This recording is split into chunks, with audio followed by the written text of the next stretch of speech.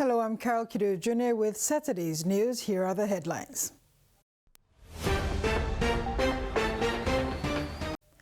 Phase 4 of Exercise Antapla All 2025 arrived at Tarama Barracks this morning with the handover of the baton by the 1st Battalion Royal Pacific Islands Regiment to the Chief of Force Preparation.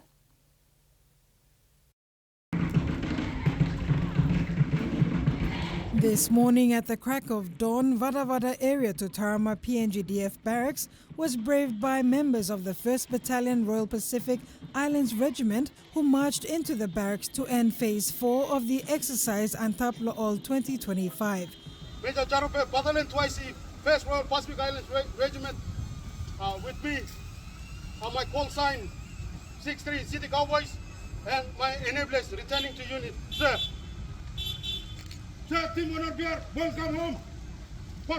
A total of 50 members of the regiment took the baton from Long Range Reconnaissance Unit LRRU at Malalawa in Gulf Province and walked over 200 kilometers to reach Laloki Bridge. Lieutenant Colonel Don Aisuk, Director Land Preparation, while addressing the regiment, gave assurance that PNG Defence Force will remain a state institution in support of the government in protection of the sovereignty of this country and for the people of PNG.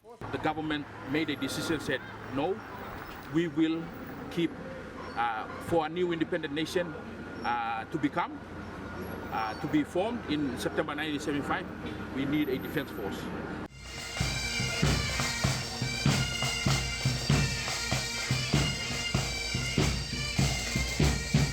Phase 5 of the walk will commence on Monday with all teams to come together and perform a freedom of entry march into the city of Port Moresby and onto the National Parliament to pass on the message to the government.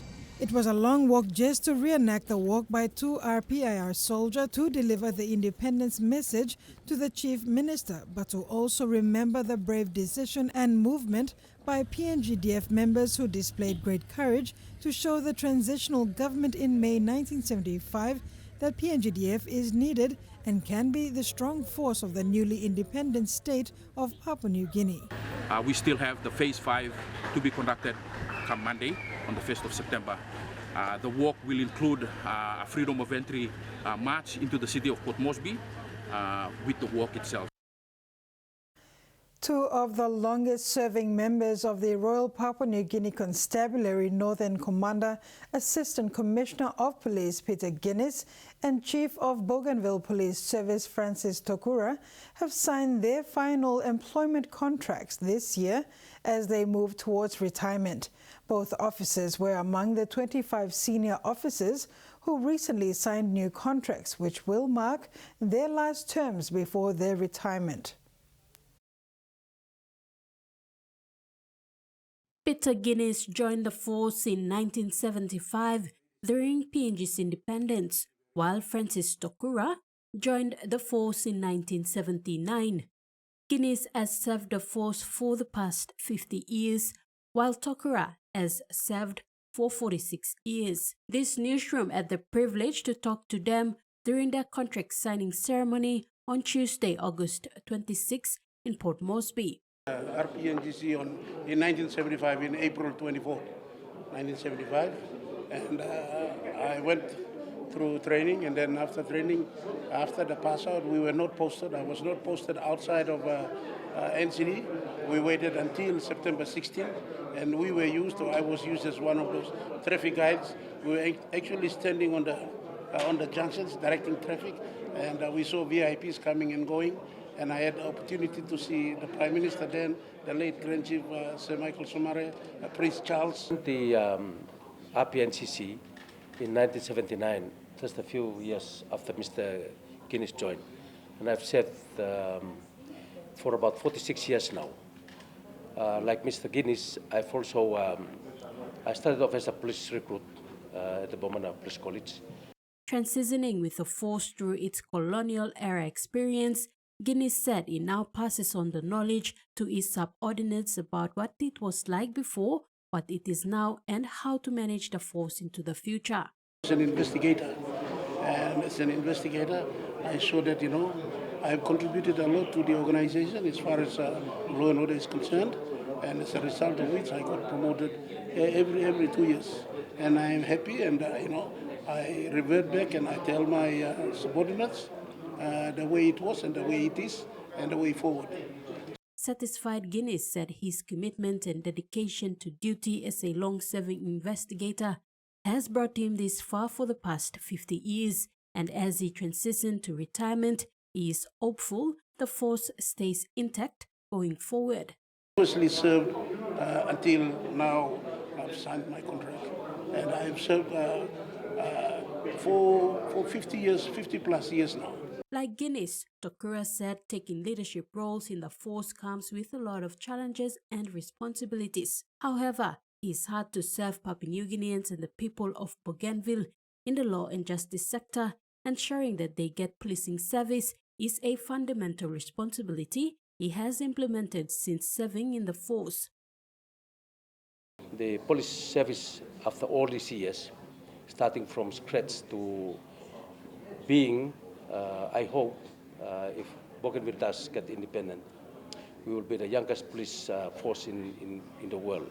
Tokura says currently his force faces constraints such as a lack of facilities, resources and manpower to boost its policing standards. He is hopeful that should they get independence, these are the issues they will strive to improve. Tracy Pa, TVWAN News. NCD Governor Powes Pakop urges city residents residing in settlements and are involved in ethnic clashes that when the Vagrancy Act is passed, it will give him the authority to remove them out from the city. Pakop said the enforcement of this act will ensure there is zero tolerance of ethnic conflicts in the city, ensuring that the city is safe. He said the bill is ready to go before the parliament. To ensure that not just for the anniversary, but our people, men, women, girls, boys, our children, they deserve an environment that is safe, secure, peaceful. We deserve a city that is livable. It's contribute to enhancing a good quality of life. Our people can live to the fullest. They can enjoy their life free of fear, intimidation or violence.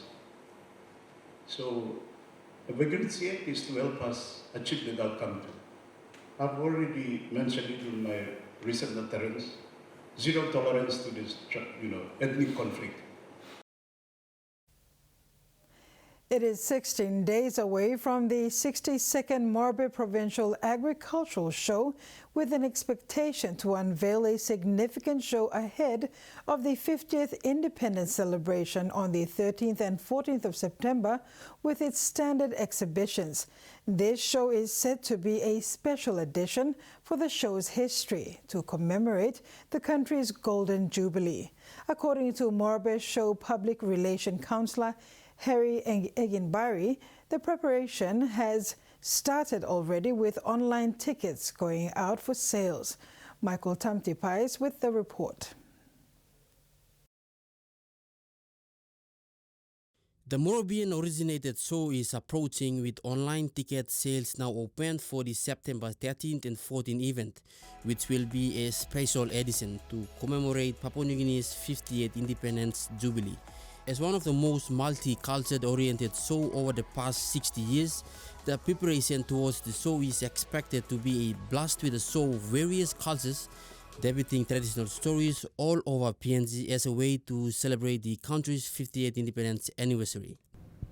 The Morobe show will be held on the 13th to the 14th. That's a special edition of the Morobe show. For yesteryears, in the past, we've gone for dates in October and early November, and now we've changed it to commemorate it with the lay city celebrations to commemorate the 50th anniversary. Not only showcases of traditional dances and stories, but companies and business organizations who served in the country over the past years and are still continuing will also take part in the show. Egimbari also took the opportunity to thank the gold sponsor for the show, the Coca-Cola EP, for their consistent support over the years. In the other news of the show, school marches, live bands and other surprises organized by the show committee are expected to be more exciting than in previous years. Of course, our grand champion sponsor who has always been with us, we'd like to thank them. And it's Coca-Cola Europe Pacific Partners, 32 years consecutive sponsors. Our champion sponsor, Trukai Industries, and also our blue ribbon sponsor, Ramo Agri Industries. We have our red ribbon sponsors as well, and our white ribbon sponsors and other support partners. Showgoers are advised to purchase tickets on the 12th of September with prices ranging from 12 kina for children and 18 kina for adults. Michael Tamtipais, TV1 News. This is TV1 News. We'll have the days of the stories when we come back. Stay with us.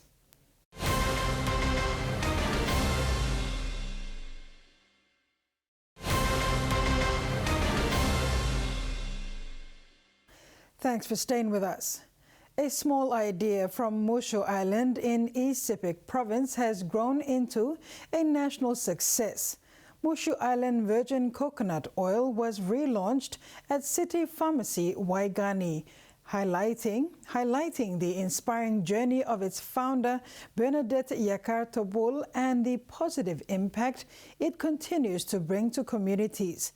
Mushu Island virgin coconut oil has been a household name for 5 years, and today's relaunch marks a fresh beginning. CPL's General Manager of Marketing and Advertising, Christopher Lamb, said CPL is proud to support Bernadette's story through the distribution of her product retailing in City Pharmacy stores nationwide. Speaking on behalf of Bernadette, Bertha Somare highlighted how their business has changed lives and encouraged other Papua New Guineans to build their own small industries. With support from the Somare Family Foundation, CPL Group and the Coconuts Industry Corporation, Bernadette now manages her own coconut plantation and continues to expand production. Vanimo is alive with excitement this week as the search for Sundown's first ever Miss Bird of Paradise Queen takes center stage.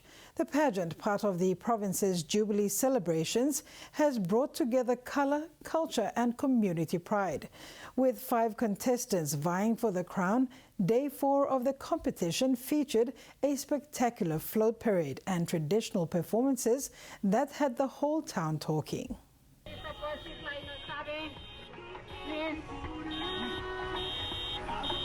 I'm all close to come on here now and visualize contestant number 1.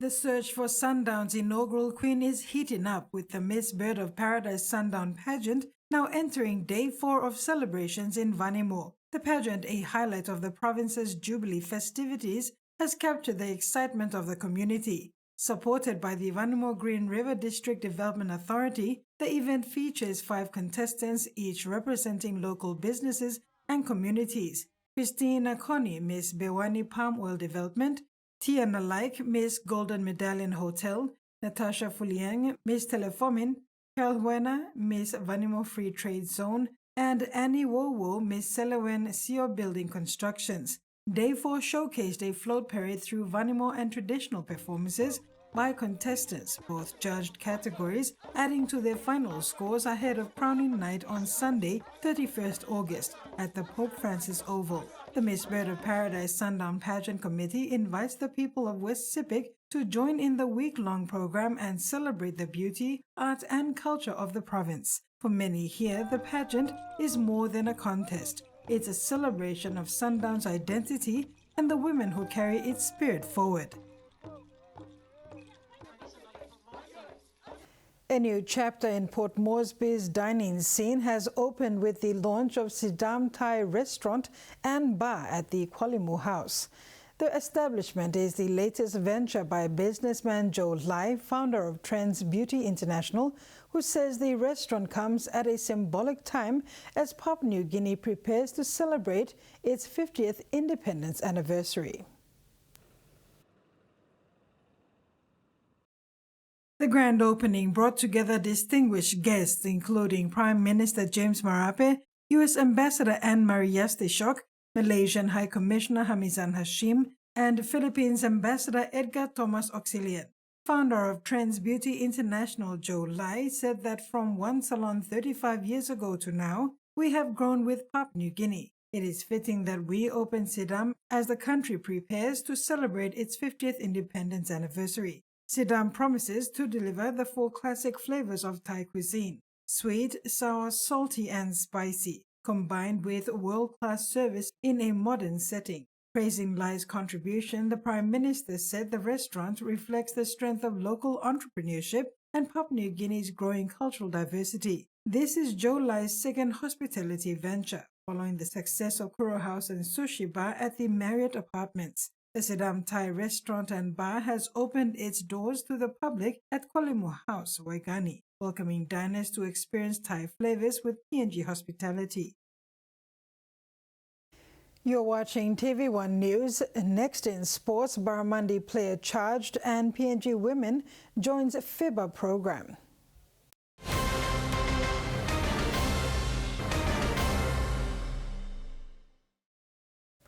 Welcome back. PNG men's cricket team Barramundis has gotten embodied into courtroom while on games tour in Jersey, United Kingdom. Senior player Kipling Doriga was charged on Wednesday for robbery. Cricket Papua New Guinea has confirmed this incident but indicated that one player's action cannot disrepute the team and the organization as they remain focused to complete the tournament.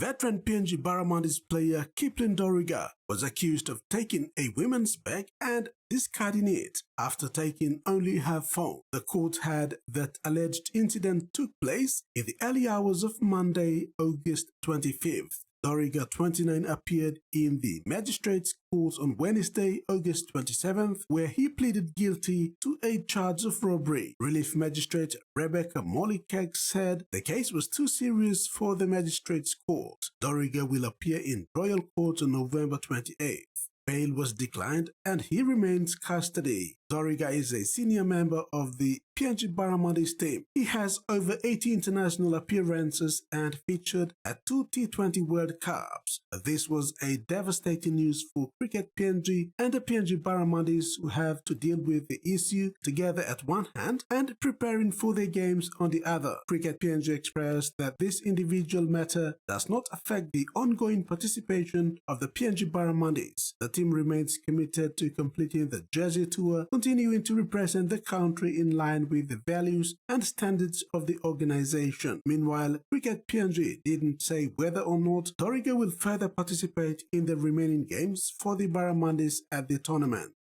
Rex Lita, TV1 Sports. 2 PNG women basketball administrators have been selected to participate in the 2025 FIBA Oceania We Lead program in Australia. Hannah Kuwim from Mount Hagen and Kathy Araya of Alota will join 13 other participants in this prestigious program. This is a Women in Leadership program aimed at providing opportunities for talented and motivated women within the basketball community to improve their competencies, develop new skills, and increase their confidence. The Basketball Federation of Papua New Guinea is proud that 2 of its administrators, Hannah Kuim and Kathy Araya, will be participating in the 2025 FIBA Oceania We Lead program, an elite leadership initiative for women in basketball across the Pacific. Delisha Koime, BFPNG program quality lead, said this is one of first steps in the right direction. She said BFPNG is grateful to see Hannah and Kathy take on this opportunity. Koime further said their selection reflects BFPNG's commitment to creating pathways for women, not just to play basketball, but to lead, inspire, and shape its future. Hosted in Canberra, Australia, and supported by Pacific Coast Sports, the We Lead program brings together 15 emerging female leaders from 8 national federations for a transformative experience in sports leadership. Participants were engaged through online learning and keynote sessions. They now journey for the in-person workshops and internship placements designed to strengthen regional regional collaboration and elevate women's roles in basketball. As part of the WILID cohort, women area will receive world-class training in sports administration, coaching, and community engagement. PNG Basketball Federation is anticipating a positive outcome from this ambitious training program and is hoping to send more administrators to the program in the future. This milestone aligns with BFPNG's renewed focus on gender equality and marks a bold step toward a more inclusive and dynamic future for basketball in Papua New Guinea. Rex Litter, TV1 Sport. That's all we have in news and sports. Now for the weather forecast.